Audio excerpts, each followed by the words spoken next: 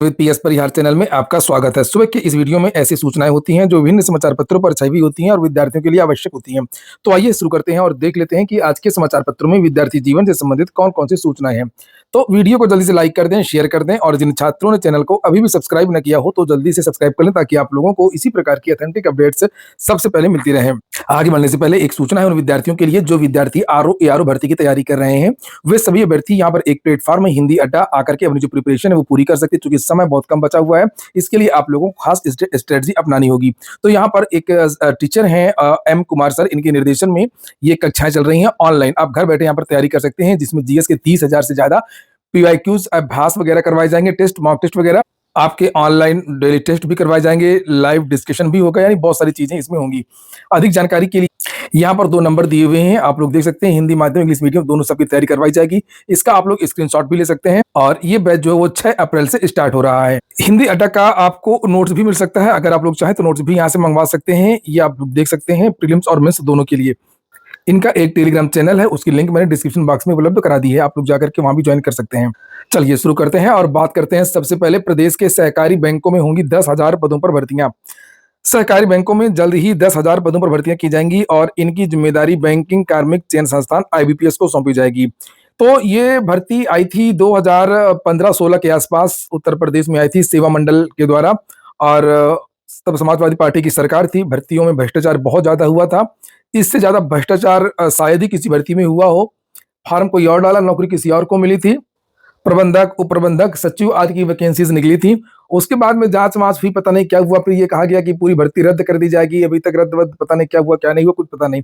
लेकिन उत्तर प्रदेश सरकार ने एक बदलाव कर दिया था कि अब ये जो है सेवा मंडल भर्तियाँ नहीं करवाएगा, अब ये जो भर्तियाँ हैं वो आईबीपीएस करवाएगा, जो बैंकों की भर्तियाँ करवाता है, पीएनबी वगैरह, ये जितनी भी बैंक हैं। तो लगभग 10 साल होने को आए हैं, अब देखिए कब वैकेंसी आती है, लेकिन पेपर में तो लिखा है सहकारी बैंकों में जल्द ही 10,000 पदों पर भर्तियां की जाएंगी और इनकी जिम्मेदारी बैंकिंग कार्मिक चयन संस्थान आईबीपीएस को सौंपी जाएगी।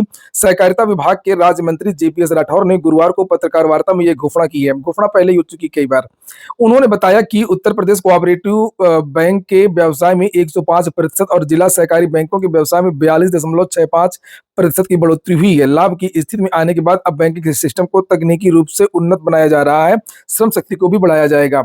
यहाँ पर नीचे लिखा है कि ये वैकेंसी कब तक आ सकती है, तो यहाँ पर ये लिखा है 6 माह में ये शुरुआत होने की संभावना है।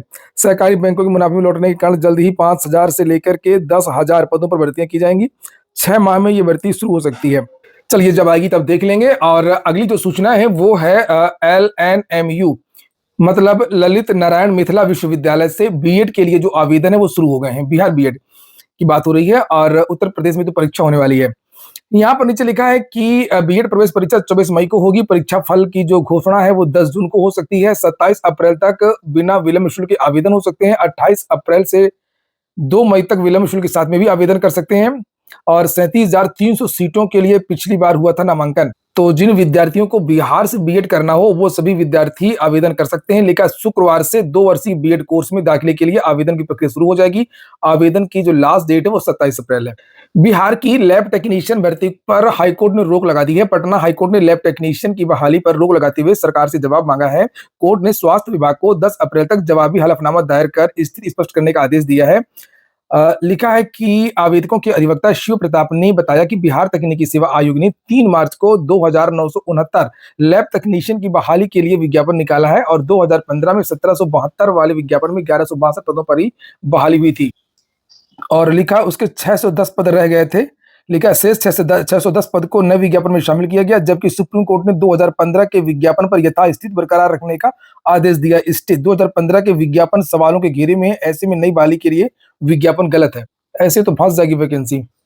यहाँ की भी एक सूचना है, थोड़ा सा देख लीजिए। वाराणसी जेल की ये मामला काफी हाईलाइट हुआ था और जो वहां का जेलर है उसका अब वो फंसना तय हो गया है।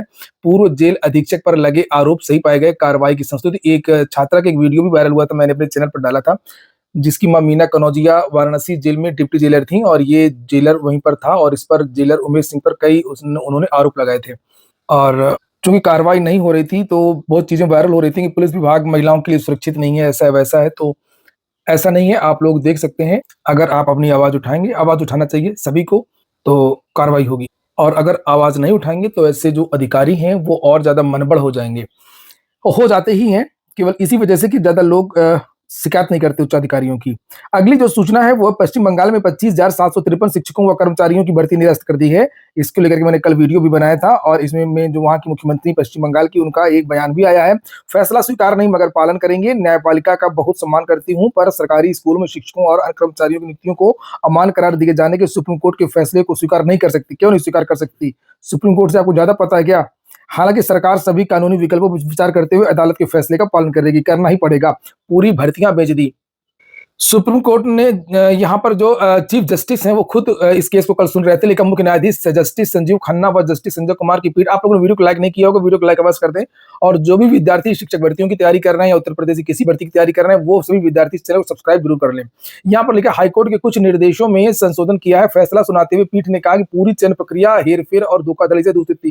फंस गया वेस्ट बंगाल स्कूली स्टाफ कमीशन जो भर्तियां करवाता है वो खुद ही फंस गया। कलाकारी करने के चक्कर में उसने क्या किया कि सारी की सारी जो ओएमआर वगैरह है वो जला दी थी 1 साल बाद, जैसे लोक सेवा आयोग में नहीं एक बार हुआ था और पीएनपी वगैरह में। तो उसने किया कि हमने जो छेड़छाड़ की है तो उसको छुपा लेंगे, तो उन्होंने ओएमआर को जला दिया 1 साल के भीतर। अभी जब मामला कोर्ट में चल रहा था तो ओएमआर मंगाई गई, तो ओएमआर मिली नहीं।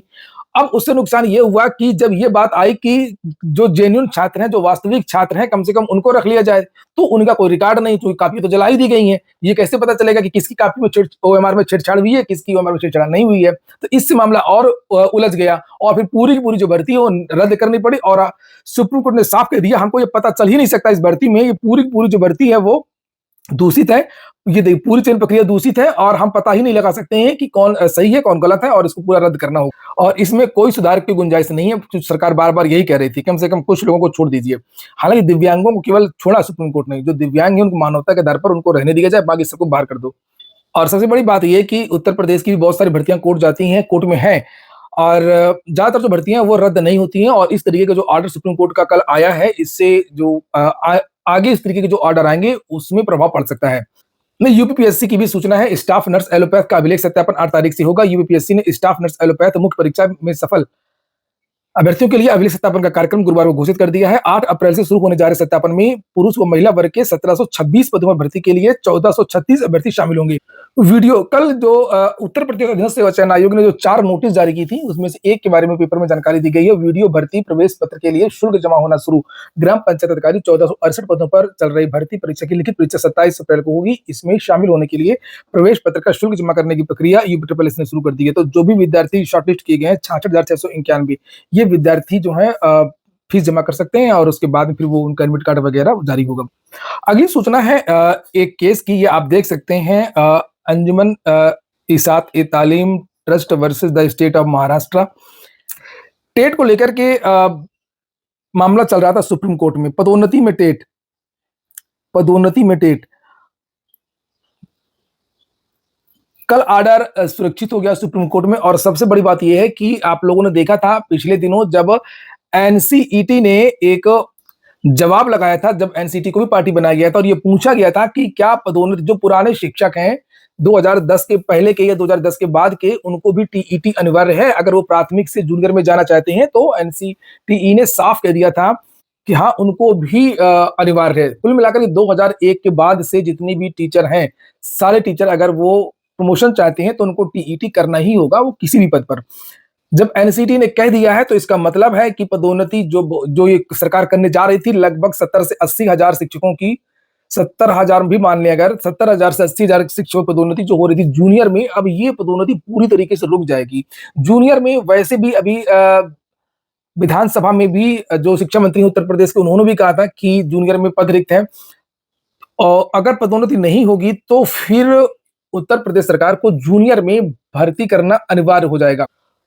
जूनियर की भर्ती से सरकार बच नहीं पाएगी, जो 100% चूंकि प्रमोशन कर दिया है और इसकी लड़ाई भी लड़ रहे हैं बहुत सारे छात्र, खासतौर से उत्तर प्रदेश में अखिलेश यादव। इसको लेकर के हाईकोर्ट भी गए हैं, जिसमें ये जो नियमावली सरकार ने बनाया 100% प्रमोशन की, उसको चैलेंज किया है। तो जो अखिलेश यादव जो केस की जो लड़ाई लड़ रहे हैं यहाँ पर जूनियर भर्ती की बदलाव के बारे में जो बात कर रहे हैं नियमावली की, तो उसमें भी इस केस को मेंशन किया जा सकता है कि सर सुप्रीम कोर्ट में का जो ऑर्डर है वो पदोन्नति में टीटी लागू होगा और इसलिए जो टीटी पास शिक्षक नहीं है, योग्य शिक्षक नहीं है, इतने पद रिक्त हैं जूनियर में, तो इसलिए आप उत्तर प्रदेश सरकार से कहें कि आप बदलाव करिए और सीधे भर्ती 50% निकालिए। और रही बात नियमावली में बदलाव की, तो नियमावली में बदलाव कोई बड़ी बात नहीं है, 1 दिन का काम होता है। ये नॉर्मल संशोधन होते हैं, नॉर्मल बदलाव होते हैं।